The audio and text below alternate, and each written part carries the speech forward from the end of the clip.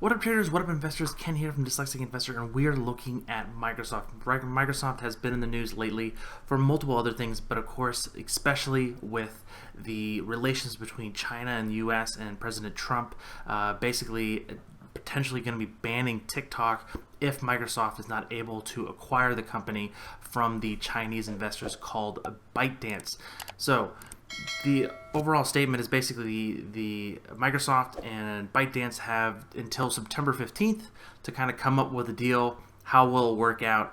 Basically, they'll take the ownership within the U.S. borders of the data that's collected on TikTok and all the overall services, moving from, of course, wherever I believe it was in China, all the data was stored, and of course, moving all that data back here to the U.S.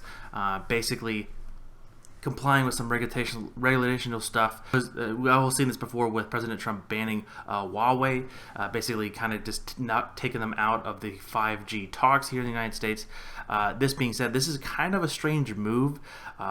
For me to try to put this together, I've never really used TikTok. This thing was kind of interesting here. The thing I did not know, this is acquiring part of TikTok could create some issues with Microsoft relations with the social media giant Facebook.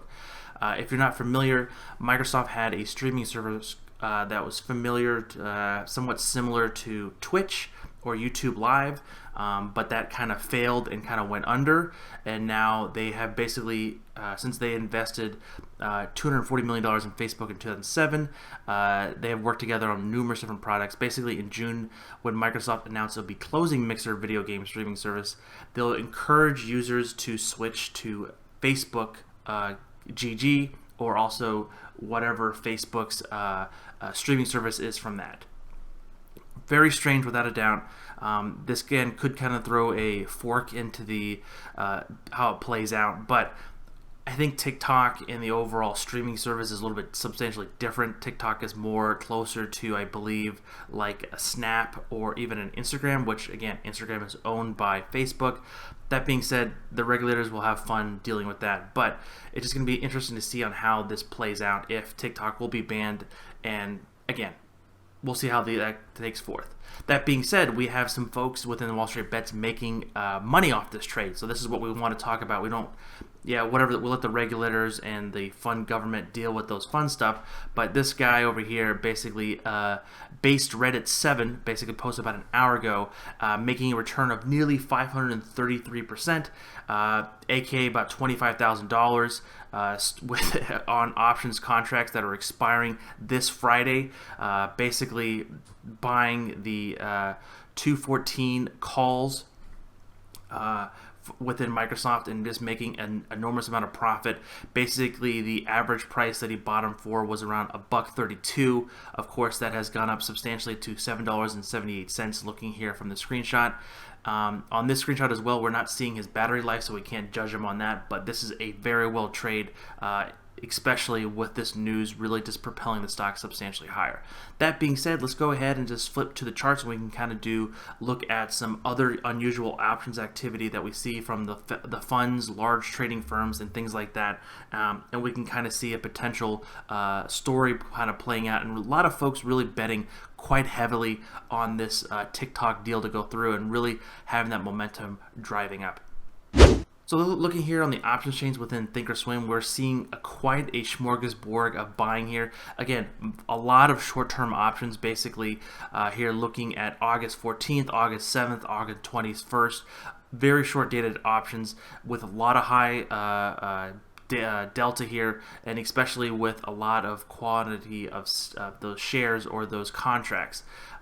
Basically, some of them trading here pretty substantially. Here we have basically August 14th here. That's trading August 14th for the 2025 call. Around 1,200 contracts for around $12.60. So it's $1,200.60 there. So we're gonna put that one in here and create duplicate, and bada bing, bada bang. So $1.5 million possible bet there. When we start looking through the time and sales and just the overall quantities, we're seeing again a lot of this very high delta, meaning that it's going to be, they're really just, this is a trade. This is not an investment. They're not expecting Microsoft to go to 250 to 300 in the next coming months. They're literally just betting on the very short term, on the momentum, and we can kind of look at that on the chart. So now flipping to the Microsoft chart, we've kind of see the previous swing high to low here. We had earnings about a week ago, didn't do too well. It kind of broke down between the 21 and 34. The 34, which is the orange line, did come in here for support. Now kind of traded sideways, kind of this what we call building a base. Between the 34 and 21 is a great opportunity to buy it if you're going to be potentially going long it or short it. And then it kind of gave you the move here to the ups, really breaking out above that range here and now gapping up substantially here, now trading around 213 here, a little bit after 11:30 here Eastern Standard Time, looking for potentially to tap that $16 price target. That being said, this gap up has been pretty substantial. We're still in a squeeze, so there still is some momentum left here. RSI is nowhere near overbought. The volume zone oscillator is just getting going. I think that the people may have jumped the gun and just jumped to fruition too fast. Again, they have until September 15th, so there's quite substantial here. A lot of the short-term traders are just picking up this momentum, picking up the volume, and just kind of running with it. That being said, we can do some analysis here on the potential price target ahead. We're probably looking for around 226.57, so $226 basically for the next overhead resistance. We can kind of do a very short-term fib analysis here as well. So we're looking basically anywhere from the price target above 223 to 227 basically will be a nice target for potential profit taking if this run can continue to these levels. Even though if we switch again, we're talking about this can work all the way out to September, so that deal can happen from today until all the way September 15th. Again, I'm not very familiar with those kind of mergers or acquisition time frames. That seems very short for me, but if Microsoft wants to get it done, and same with them to comply, it could be a great little asset for them to add to it. That being said, we can kind of look here and pan over to the weekly side. The weekly side, Microsoft has been a great trading stock on the weekly side. Basically, again, due to the overall pandemic, kind of broke through that 21, but it's been holding that 21 EMA on the weekly side substantially very well. That trend is still trying to go higher. We're really looking for potentially testing the highs here with this movement if this follow through can continue. Looking for RSI to kind of start curling up. We really need to see the Chaikin money flow, which is again the larger investors really to get into this, and not just the traders or Robinhood folks to really propel this stock higher. That being said, this is a very interesting stock to start playing out again. We're talking about looking all the way out to September 15th, so that's, again, quite some time. We can start looking at some options contracts and what folks could be thinking around the September timeframe. So we're going to be going out to the September 18th time frame here, and you're seeing a lot of call buying here, basically around the 220 level. Just today, we have traded nearly 10,000, a little over 10,000 contracts around that time frame.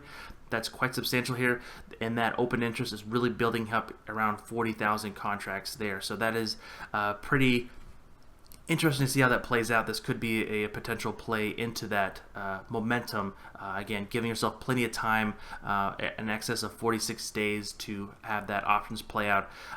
For me, if I would be playing this, in my honest opinion, I would buy something further in the money if you're just buying straight calls, or if you can just want to sell some like the 200 or the 205 puts to kind of collect a little bit of premium here, because the IV is not substantially high, but it's still above 2025, where we like to see that IV in the front months are going to be substantially higher, but you're going to be really playing on some very drastic movements coming through. Again, guys, thank you so much for watching. Please don't forget to like and subscribe, and down below, if you're interested in joining the Dyslexic Investor Club, you hit that little join button down there. It'd be fantastic to join you. We're going to have member-only live streams and learning lessons from that. Some folks have been asking for some further educational stuff, and for me to be able to give you that, I kind of need to put some time into it, so there is a slight membership going for that. Again, guys, thank you so much for watching. We'll potentially have a live stream coming out tomorrow. We have some strong earnings after the close today.